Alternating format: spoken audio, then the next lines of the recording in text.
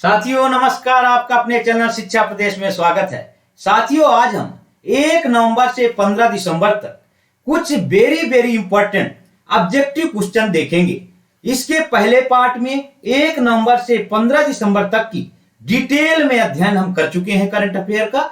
आज हम उसी के कुछ MCQ question very important objective question देखेंगे। साथियों हम एक एक क्वेश्चन का पूरा डिटेल से अध्ययन करेंगे, साथ में उससे रिलेटेड जो भी टॉपिक होंगे उसी में डिस्कस करेंगे। चलिए साथियों देखते हैं। पहला क्वेश्चन कह रहा है कि 17वें प्रवासी दिवस 2023 के मुख्य अतिथि कौन होंगे। अब देखिए इसका जल्दी जवाब देना है।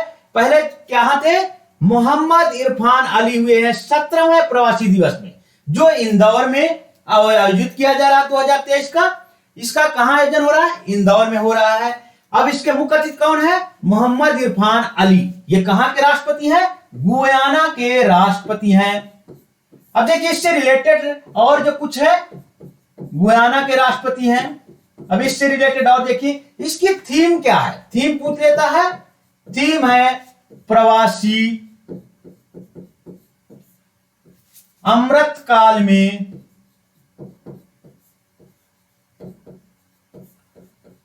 भारत की प्रगति के लिए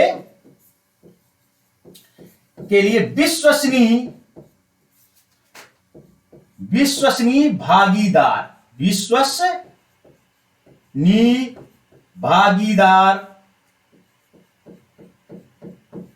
देखिए इससे 3 बनते हैं। इसका क्वेश्चन इससे रिलेटेड 3 हो सकते हैं कि प्रवासी 2023 का आयोजन कहां किया जा रहा है। तो कहीं पूछे कि प्रवासी दिवस 2023 का आयोजन कहां किया जा रहा है, आपको बताना है इंदौर में हो रहा है। इसकी थीम क्या है, तो आपको थीम होना है प्रवासी अमृत काल में भारत की प्रगति के लिए विश्वसनीय साझीदार। और ये पूछे इसके मुख्य अतिथि कौन थे, तो आपको बताना है मोहम्मद इरफान अली कहां के थे, गुयाना के राष्ट्रपति हैं। चलिए साथियों क्लियर। इससे 4 क्वेश्चन बनता है, चारों को एक जगह करा दिया गया कि 17वें प्रवासी दिवस 2023 के मुख्य अतिथि कौन होंगे। तो सबसे पहले बताना मोहम्मद इरफान अली, गुयाना के ये राष्ट्रपति हैं। और ये पूछे कि थीम क्या है, प्रवासी अमृत काल में भारत की प्रगति के लिए विश्वसनीय भागीदार। अब किस स्थान पे हुआ है, इंदौर में इसका आयोजन किया जाएगा। चलिए 4 क्वेश्चन हो गए। ये क्वेश्चन जब आप देखते हैं वहीं का वहीं रटिए, बात के लिए आप कभी ना रखिए। चलिए अगला क्वेश्चन देखते हैं। किस कंपनी बिस्लरी पेयजल कंपनी का लगभग 7,000 करोड़ में अधिग्रहण किया है। बिस्लरी कंपनी का अधिग्रहण कर लिया है, इंडिया कंपनी है, टाटा कंज्यूमर कंपनी ने कर लिया है। टाटा कंज्यूमर कंपनी कर लिया है। चलिए अगला क्वेश्चन।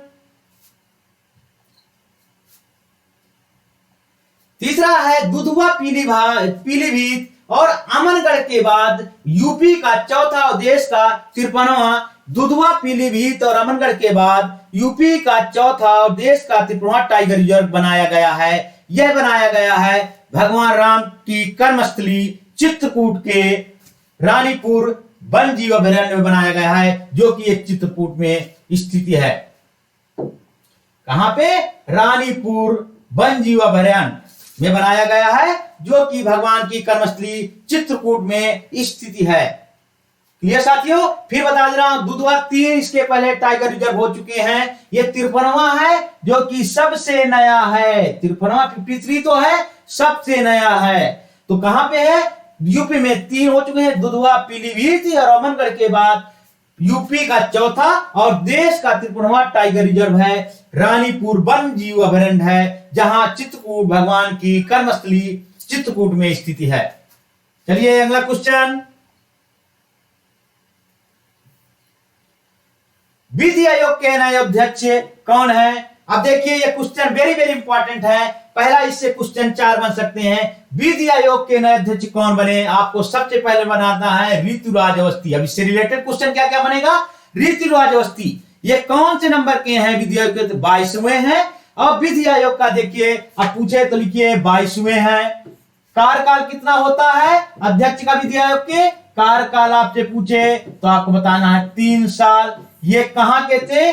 कर्नाटक। कर्नाटक मतलब केटी, कर्नाटक के भूतपूर्व, कर्नाटक के भूतपूर्व मुख्य न्यायाधीश हैं, भूतपूर्व मुख्य न्यायाधीश।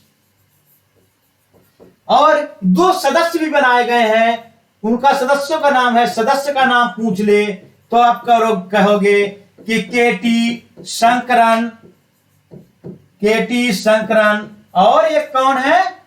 आनंद पालीवाल, आनंद पालीवाल। देखिए इससे 3 क्वेश्चन, कोई भी क्वेश्चन बनता है इससे रिलेट करके यहीं पे पूरा डिटेल में डिक्टेट कर दिया गया कि विधि आयोग के अध्यक्ष कौन है। सबसे पहले ऋतुराज अवस्थी। आप पूछ ले कि ऋतुराज अवस्थी किस नंबर के विधि आयोग के अध्यक्ष हैं, तो 22वें हैं। कहा जाए कि कार्यकाल कितना है, तो कार्यकाल इसका 3 इयर्स है। ये कहां के मुख्य न्यायाधीश थे, तो कर्नाटक के भूतपूर्व मुख्य न्यायाधीश थे इसके पहले। और सदस्य पूछ ले कि इसके सदस्य कौन कौन से हैं, तो केटी शंकरन है और दूसरा है आनंद पालीवाल। क्लियर साथियों? चलिए अगला क्वेश्चन, हाल ही में किस देश ने फीफा अंडर 17 महिला विश्व कप जीता है? अब इसको डिटेल में हमको देखना होगा क्योंकि ये केवल एक क्वेश्चन बना, पर हम इसको पूरा डिटेल में समझेंगे कि क्या है। हाल ही में किस देश ने, वेरी वेरी इंपॉर्टेंट, इसको लगा लीजिए, ये क्वेश्चन आने लायक है।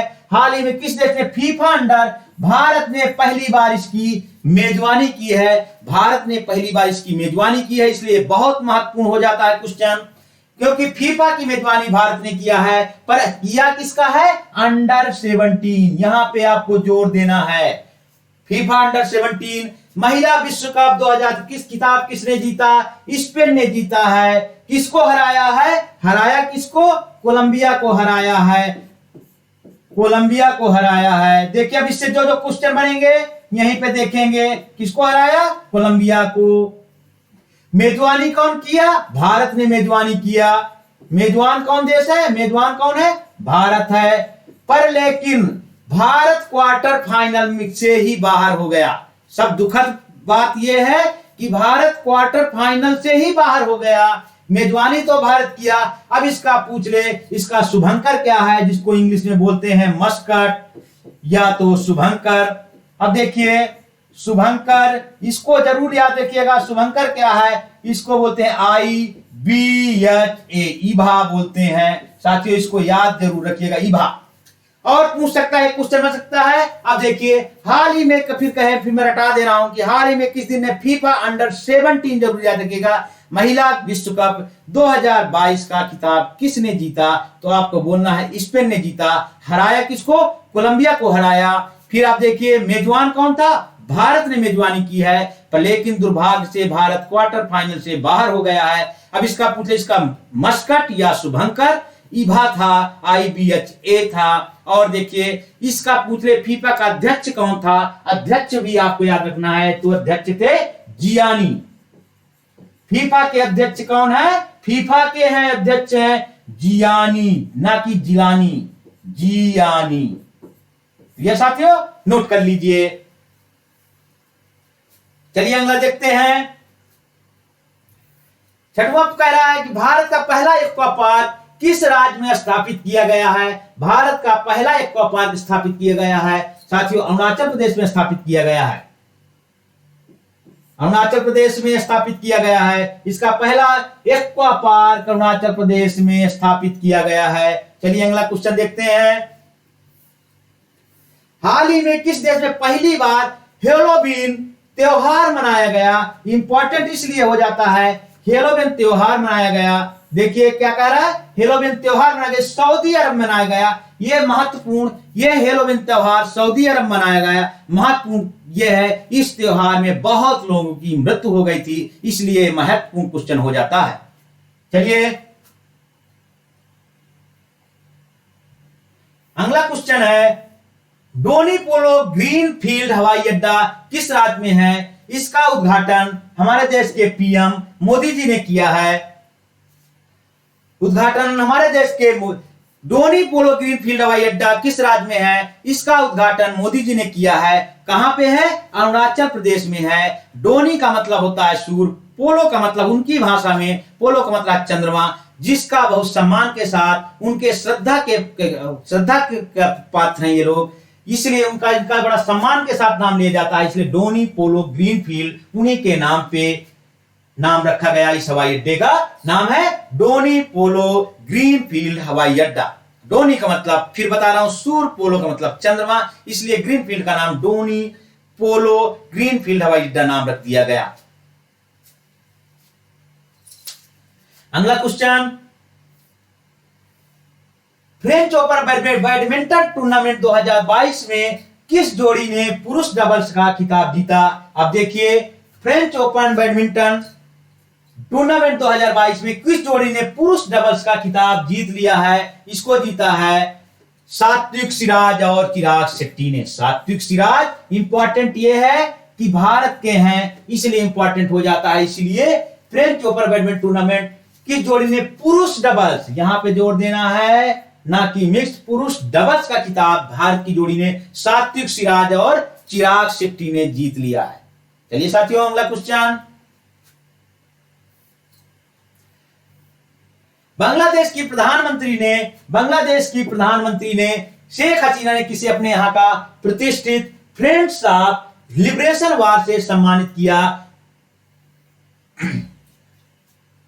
बांग्लादेश के स्वतंत्रता में जिन जिन देशों ने या जिन जिन व्यक्तियों ने सहयोग किया है उन्हीं के लिए सम्मान दिया जाता है फ्रेंड्स ऑफ लिबरेशन वार।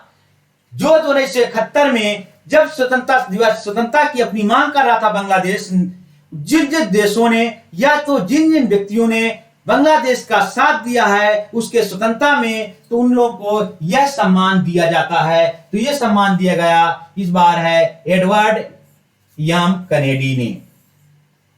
किसको दिया गया? एडवर्ड एम कैनेडी में, क्योंकि उनके स्वतंत्रता के लिए इन्होंने बहुत ज्यादा सहयोग किया था 1971 में। उन्हीं के बांग्लादेश की प्रधानमंत्री शेख हसीना ने इसलिए इनको अवार्ड दिया कैनेडी साहब को। चलिए अगला क्वेश्चन देखिए कि नवंबर 2022 को इलाबेन भट्ट का निधन हो गया। उनका कौन सा अपना संगठन था? दोस्तों पहले इनके बारे में समझिए। ये है इलाबेन भट्ट, ये गुजरात की। तो ये बहुत ही बड़ी महान समाज सेविका थी। ये महिलाओं के लिए बहुत से काम किए, महिलाओं के सुधार के लिए बहुत से काम किए, महिलाओं के रोजगार के बहुत काम किए, इसलिए ये बहुत इंपॉर्टेंट है। ये अभी हाल में इनका निधन हो गया है। दोस्तों इन्होंने एक संगठन की स्थापना की थी जिसका नाम है सेवा। इनको लगभग सभी अवार्ड से, चाहे मैग्सेसे पुरस्कार हो, पद्म भूषण सभी पुरस्कारों से नवाजा गया है। साथियों ये बहुत ही बड़ी समाज सेविका थी देश की। यह देश की अभी इनकी मृत्यु हो गई है, जिससे देश के लिए बहुत बड़ी क्षति है, खास करके महिलाओं के लिए, कि महिलाओं के लिए इन्होंने बहुत ही ज्यादा काम किया था। इन्हें सेवा नाम संगठन की स्थापना की थी। सेवा का फुल फॉर्म है सेल्फ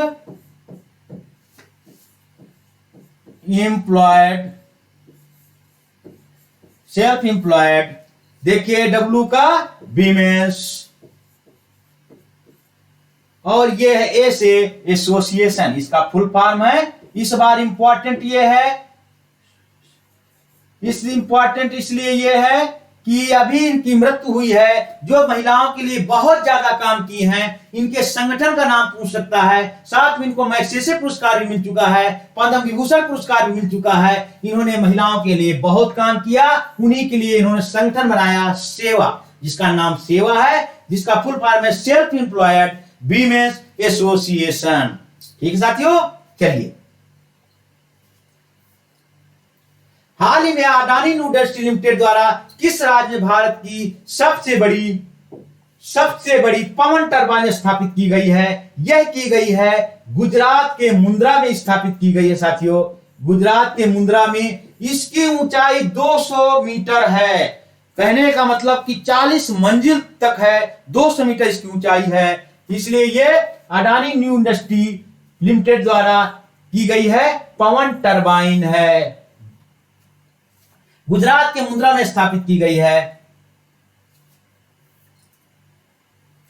अभी पहला पूछता है किस राज्य में पहली बार पक्षियों की गिनती की जा रही है। आपको बताना है कि किस राज्य में पहली बार पक्षियों की गिनती की जा रही है। तो यह आंसर हो जाएगा आपको, जल्दी बताइए। यह आंसर होगा आपका, जब किस राज्य में पहली बार पक्षियों की गिनती की जा रही है, तो आपको आंसर बताना है, जल्दी बताइए। तो आंसर होगा इसका नागालैंड साथियों। अगला क्वेश्चन है 14 नवंबर 2022 को किसने पहली बार सैयद मुश्ताक अली ट्रॉफी जीता है। यह राज्य पहली बार इसमें किसको जीता है। पहला कौन सा है, मुंबई जीता है पहली बार, सैयद मुश्ताक अली ट्रॉफी जीता है। हराया किसको है, हराया है कलकत्ता को, हराया कलकत्ता को। चलिए, पहली बार जीता है मुंबई, याद रखिएगा, सैयद मुश्ताक अली ट्रॉफी 2022 की। हाँ, 26वां मालाबार युद्धाभ्यास 2022 किस देश में आयोजित किया गया। बहुत इंपॉर्टेंट है, इसको ध्यान से देखिए, वेरी वेरी इंपॉर्टेंट लगा लीजिए, क्योंकि ये 4 देशों का होता है, 4 देशों के बीच में होता है। यह किया गया है जापान में। पहले में आंसर बता, जापान में। और कौन कौन से देश शामिल हैं इसमें, भारत शामिल है, जापान शामिल है, ऑस्ट्रेलिया शामिल है, यूएसए शामिल है।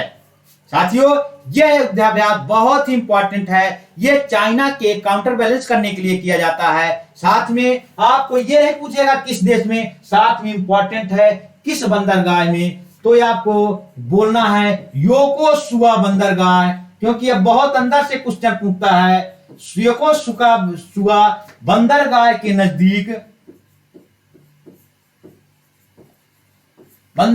नजदीक है फिलीपाइन। ये दोनों को याद रखना है, फिलीपाइन सी। अब देखिए, आपको याद रखना है फिलीपाइन सी को और योकोसुका बंदरगाह।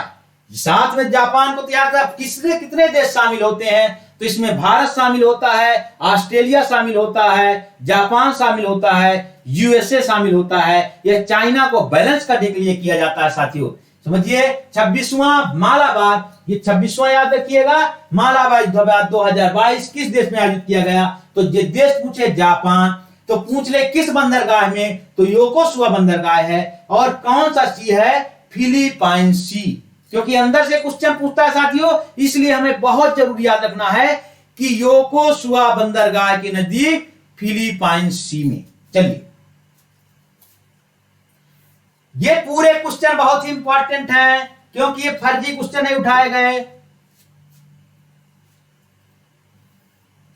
6 नवंबर 2000 urban mobility India conference and expo का 15वां संस्करण।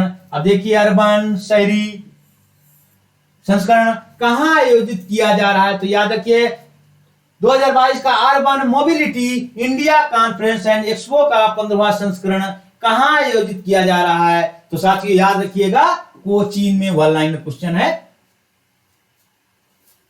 चलिए, अगला क्वेश्चन,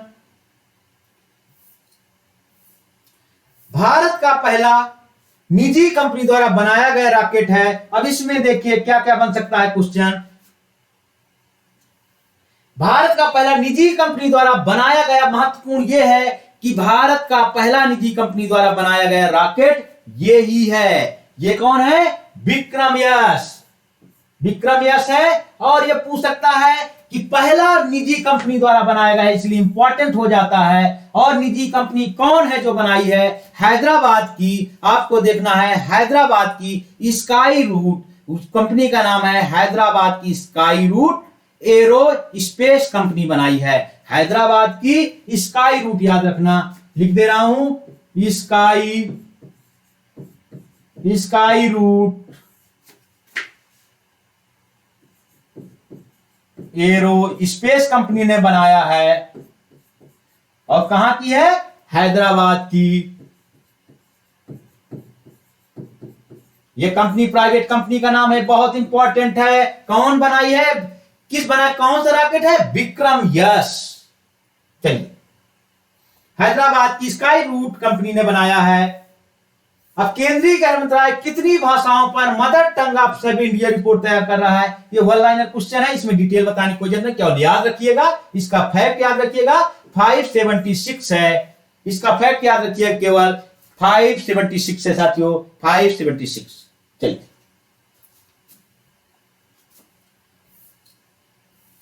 32वां बिहारी पुरस्कार 2022, ये इंपॉर्टेंट क्वेश्चन आया। देखिए अब देखिए 32वां बिहारी पुरस्कार 2022 किसे प्रदान किया गया? अब 32वां पूछा है, बिहारी पुरस्कार किसको मिला? वह मिला है डॉक्टर माधव हाडा को। अब देखिए बिहारी जी बोलते हैं बिहारी पुरस्कार मिला माधव हाडा को। अब यदि कहे 31वां मिला, एक साथ मिला है, इनको मिला था डॉक्टर मधु कांकरिया को मिला था 31वां बिहारी पुरस्कार मिला था इनको। कंफ्यूज ना होइएगा, इनका 31 था और 32 पूछा है, और 2022 का इनको मिला था 2021 का। तो कंफ्यूज नहीं होना, 2022 का ये ही है, माधव हाडा साहब हैं। 2022 का 32वां है डॉक्टर माधव हाडा, और यदि पूछता 31वां तो मधु कांकरिया उनको मिला था 2021 का। तो कंफ्यूज ना होइएगा, 32वां याद रखिएगा जरूर, डॉक्टर माधव हाडा। चलिए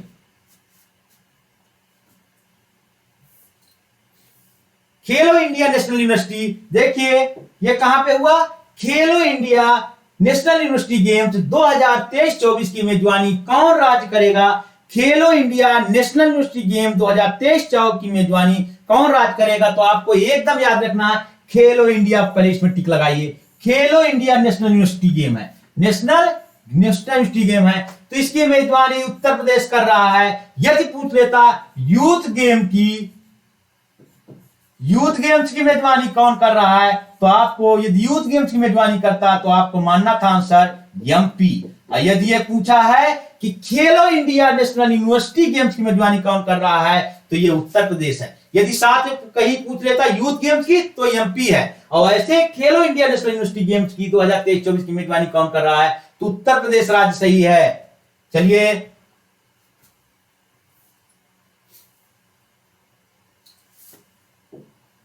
हाल ही में किस रेलवे स्टेशन को 4 स्टार ईट राइट स्टेशन प्रमाणन से सम्मानित किया गया? किससे?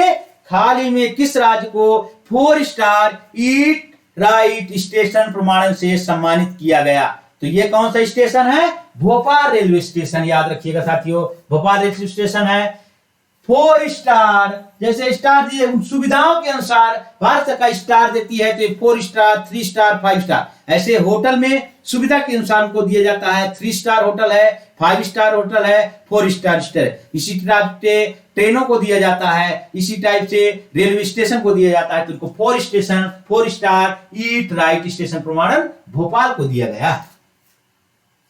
साथियों इधर उधर की थोड़ा बहुत हिस्ट्री भी जानते रहिए, इससे आपको साथियों देखिए कभी भी आप यदि कोई क्वेश्चन पढ़ते हैं, यदि अगल बगल का उसका इतिहास भी जानते हैं, तो आप कभी भी उसको भूलेंगे नहीं। यदि आप वन लाइनर रट लिए ऐसे नहीं, आप साथ में उसका इतिहास भी जानिए, क्यों दिया गया, कैसे दिया जाता है। आजकल क्वेश्चन चाहे वनडे एग्जाम हो, चाहे यूपी पीसीएस हो, यूपीएससी, यूपी पीसीएस में तो बहुत अंदर घुस के पूछता है। ऐसे कभी नहीं पूछेगा, जैसे अभी पूछा था कि मालाबार युद्धाभ्यास कहां हुआ, तो ये नहीं पूछेगा जापान में। अब पूछ लेगा किस बंदरगाह में, किस बंदरगाह के नजदीक, तो आपको पता होना चाहिए फिलीपाइन सी में कौन बंदरगाह है, योकोसुआ बंदरगाह है। ऐसे अंदर घुस के पूछता है, तो उसका थोड़ा सा डिटेल अगल बगल की जो इतिहास हो उसको भी आप समझे रहिए, तो आपका क्वेश्चन कभी भी गलत नहीं होगा। और जो केवल वन लाइनर रखते हैं उनसे आप बहुत आगे हो जाएंगे। चलिए भारतीय सेना ने कहा वीर नारियों के लिए, देखिए अब हमारे देश की जो भारतीय सेना की जो देश की सुरक्षा करते हैं, तो उनके वीर नारियों के लिए एकल सुविधा, जहां पे पूरी सुविधाएं एक एकल सुविधा क्यों कर गई है, ऐसा पोर्टल तैयार किया गया है जहां पे एक ही जगह पूरी सुविधा मिल जाए। किसके लिए? देखिए नवंबर 2000 भारतीय सेना ने कहा वीर नारियों के लिए। वीर नारी किसको कहते हैं? जिनको देखिए जो वीरांगनाएं हैं, जिनके पति हमारे देश की सेवा करते करते वो अपनी जान को निछावर कर दिए हैं। उन नारियों की परेशानियों को समझते हुए एकल सुविधा जीत गई है, जिनकी उनके परेशानियों को हल किया जा सके, उन्हीं के लिए है एकल सुविधा के रूप में वीरांगना सेवा केंद्र शुरू किया गया है। कहां पे? न्यू दिल्ली में किया गया है। ऐसे नारियों के लिए जिन्होंने देश की सेवा करते के लिए, जिनके पतियों ने देश की सेवा करते हुए देश के लिए अपनी जान को निछावर कर दिया है, ऐसे नारियों के लिए देश ने क्या किया है भाई? इसको भारतीय सेना ने वीर नारियों के लिए एकल सुविधा के रूप में वीरांगना सेवा केंद्र की शुरुआत की है, जिससे उनकी परेशानियों को तुरंत हल किया जा सके। ठीक है साथियों, कहां पे है? न्यू दिल्ली में है। चलिए, कभी आप कोई चीज रटिए, आप बोल बोल के आप ऐसे रटिए, इधर उधर की आप जरूर बात जानिए, किस लिए बना है, क्या बना है। इससे आपको क्वेश्चन समझने में बहुत आसानी होगी, क्वेश्चन समझने में आसानी होगी। और क्या होगा, इससे आपको वो चीज जरूर रटी रहेगी, क्योंकि आपको कहानी के रूप में कोई चीज करते हो तो हमेशा चीज रटी रहती है, क्योंकि हमारा दिमाग दो तरह से सोचता है। कभी सोचिएगा, आप कोई चित्र देख लेते हो, हमेशा याद रहता है। आप कोई चीज रट लेते हो तो उतना याद नहीं रखता। इसलिए इमेजिन करिए कोई चीज को, जैसे आप किसी का आंख बंद करके किसी का चित्र समझ रहे हो तो तुरंत वो याद आता है, रिकॉल हो जाता है हमारे दिमाग में। इसलिए कहानी को थोड़ा इधर उधर करके सोचिए तो हमेशा के लिए याद हो जाएगा। और अगल बगल की कहानी आपको जरूर मालूम होना चाहिए, और अगल बगल क्वेश्चन क्या बन सकता है वो भी पता होना चाहिए। चलिए, 11 नवंबर 2022 को पीएम मोदी ने दक्षिण भारत की पहली वंदे, अब देखिए जोर कहां देना है, ये दक्षिण भारत की कहा, न कि उत्तर भारत की। ये क्या कहा? दक्षिण भारत की पहली वंदे भारत ट्रेन की हरी झंडी दिखाकर रवाना किया। काम किया पीएम मोदी ने। यह ट्रेन किन दो स्टेशनों के बीच है साथियों? अब देखिए, आप जानते हैं यहां पे ये है, ऐसे बनता है, तो ये हमारा है तमिलनाडु, इसको बोलते हैं तमिलनाडु। ये छोटा सा केरल है, फिर यहां पे आपको आ जाएगा कर्नाटक, केटी, कर्नाटक का केटी लिखिए। अब देखिए ये कर्नाटक हो गया। अब देखिए, तो यहां से कहां से चल रही है? चेन्नई से मैसूर तक। मैं रटने के लिए बता रहा हूं, यहां से, केरल में नहीं, इसको छोड़ करके यहां मैसूर पड़ता है, तो कहां से चल रही है? चेन्नई से मैसूर के बीच चल रही है साथियों, चेन्नई से मैसूर के बीच चल रही है। समझिए, कहां से? नीचे से एक राज्य छोड़ के दूसरे राज्य के एक शहर तक, चेन्नई से मैसूर तक। समझिए, हमेशा याद रह जाएगा आपको, साइड साइड से चलना, चेन्नई से मैसूर तक चलना है। और देखिए ये कहा, आप देखिए दक्षिण भारत की कहा। यदि कहता, चलिए इसको मिटाता हूं, उत्तर भारत की कहता तब,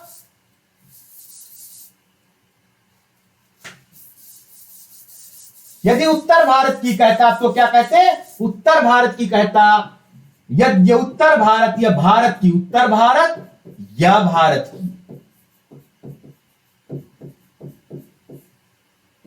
तो क्या कहते? न्यू दिल्ली से, नई दिल्ली से कहां तक?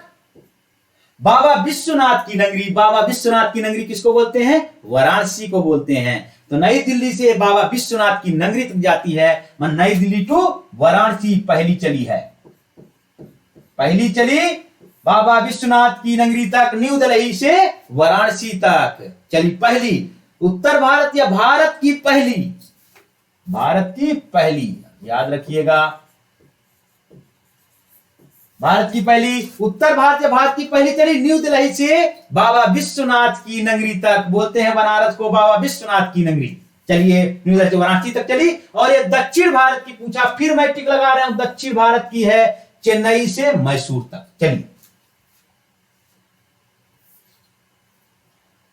अब देखिए ये बहुत ही शानदार क्वेश्चन है, ये यूपीपीसीएस में कई बार पूछा जा चुका है। जब भी ऐसा कोई काम होता है जरूर पूछा जाता है। देखिए, पीएम मोदी ने कहां पर स्टैच्यू ऑफ प्रॉस्पेरिटी का अनावरण किया है? देखिए, पहले बता दे रहा हूं, बंगलौर में किया है। अब इसका मैं डिटेल बताता हूं, बंगलौर में किया। देखिए, बंगलौर के संस्थापक थे कैंपेगौड़ा। कैंपेगौड़ा, उनको नाद प्रभु कैंपेगौड़ा बोलते हैं। उन्हीं के नाम पर स्टैच्यू ऑफ प्रॉस्पेरिटी की स्थापना की गई है, जो 108 फुट ऊंची है। देखिए ऊंचाई किसकी है? देखिए, बंगलौर के संस्थापक उन्हीं के नाम पे है, बंगलुरु, अब आजकल नाम हो गया बंगलुरु के संस्थापक। अब देखिए बंगलुरु के संस्थापक कौन है? बंगलुरु के संस्थापक नाद प्रभु, नाद प्रभु हैं, नाद प्रभु कैंपेगौड़ा।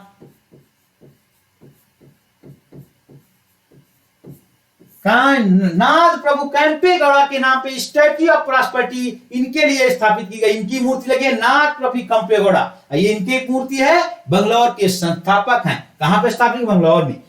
अब देखिए कितनी ऊंची है? 108 फुट ऊंची है। और देखिए इसमें क्या बन सकता है?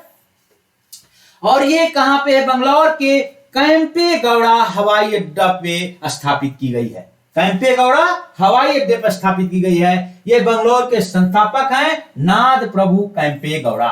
और कहां स्थापित है? बंगलौर के कैंपेगौड़ा हवाई अड्डे पर स्थापित की गई है। चलिए जो अगल बगल क्वेश्चन होंगे उनको भी देखते जाना है। 11-12 नवंबर को कहां पर पीएम गति शक्ति मल्टी मॉडल जलमार्ग शिखर सम्मेलन आयोजित किया जा रहा है? देखिए क्या है? पीएम गति शक्ति मल्टी मॉडल जलमार्ग।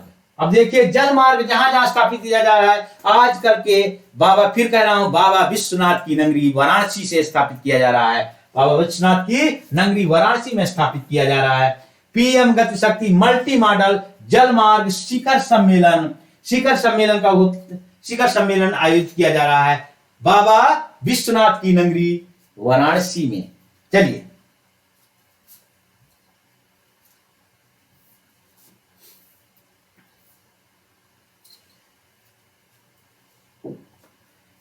नवंबर 2022 को किसने ई कुंभ पोर्टल को लॉन्च किया है? किया हमारे देश की माननीय राष्ट्रपति द्रौपदी मुर्मू ने किया है। हमारे देश की राष्ट्रपति माननीय द्रौपदी मुर्मू ने किया है। नवंबर 2022 को ई कुंभ पोर्टल लॉन्च किया है द्रौपदी मुर्मू, हमारे देश की माननीय राष्ट्रपति हैं। चलिए ये कहा किसने आईसीसी T20 पुरुष क्रिकेट विश्व कप 2022 का फाइनल खिताब जीत लिया? अब देखिए इसको जीता है इंग्लैंड ने जीता। हराया किसको है? पाकिस्तान को हराया है। चलिए इंग्लैंड ने जीता, पाकिस्तान को हराया है। भारत इसके क्वार्टर फाइनल में हार गया था। हाल ही में किस राज्य सरकार ने कावेरी दक्षिण वन्य जीव अभयारण्य का राज्य का 17वां अभयारण्य अधिसूचित किया है? कौन राज्य ने किया है? राज्य सरकार ने कावेरी दक्षिण वन्य जीव को तमिलनाडु राज्य ने किया है। 17वां वन्य जीव अभयारण्य अधिसूचित किया है कावेरी दक्षिण वन्य जीव अभयारण्य को। राज्य का 17वां वन्य जीव अभयारण्य किया है तमिलनाडु ने। चलिए जनवरी 2023 में वाराणसी और किसके भी दुनिया की सबसे लंबी, देखिए बहुत इंपॉर्टेंट है, बार बार आ रहा है, सबसे लंबी नदी क्रूज सेवा शुरू की गई है। अब देखिए फिर मैं कह रहा हूं बाबा विश्वनाथ की नगरी, बार बार आ रहा है क्वेश्चन, बाबा विश्वनाथ की नगरी वाराणसी से स्टार्ट किया जा रहा है। और कहां तक जाएगी? आसाम के डिब्रूगढ़ तक जाएगी साथियों, डिब्रूगढ़। वाराणसी से किसके भी दुनिया का सबसे लंबी नदी क्रूज सेवा शुरू की जाए है, वाराणसी टू डिब्रूगढ़, वाराणसी से डिब्रूगढ़ तक जाएगी।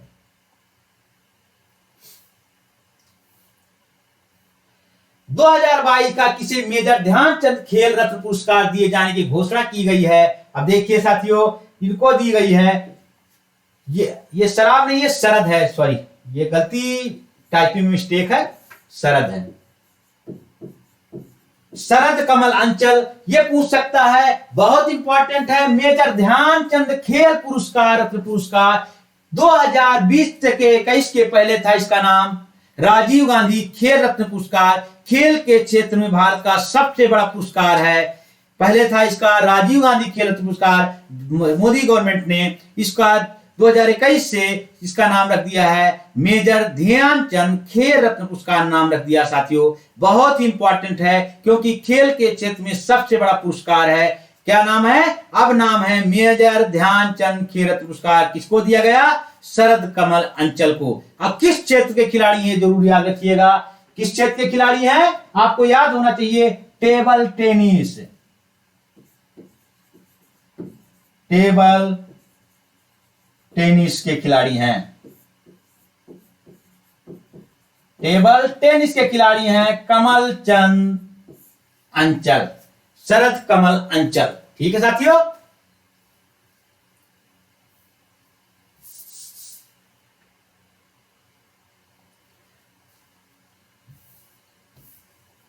चलिए साथियों, यहां से आपके ऑब्जेक्टिव क्वेश्चन, बहुत इंपॉर्टेंट जो ऑब्जेक्टिव क्वेश्चन थे, समाप्त हो जाते हैं, क्योंकि इसके अगल बगल की पूरी कहानी के माध्यम से यह 30 क्वेश्चन तो देखने में लग रहे हैं, कम से कम ये हैं 120 क्वेश्चन, क्योंकि अगल बगल जो जो भी क्वेश्चन इसके द्वारा बन सकते थे उनको भी डिटेल में बताया गया है। साथियों 2:30 बज चुका है, सुबह आपको 7 बजे ये वीडियो उपलब्ध हो जाएगा।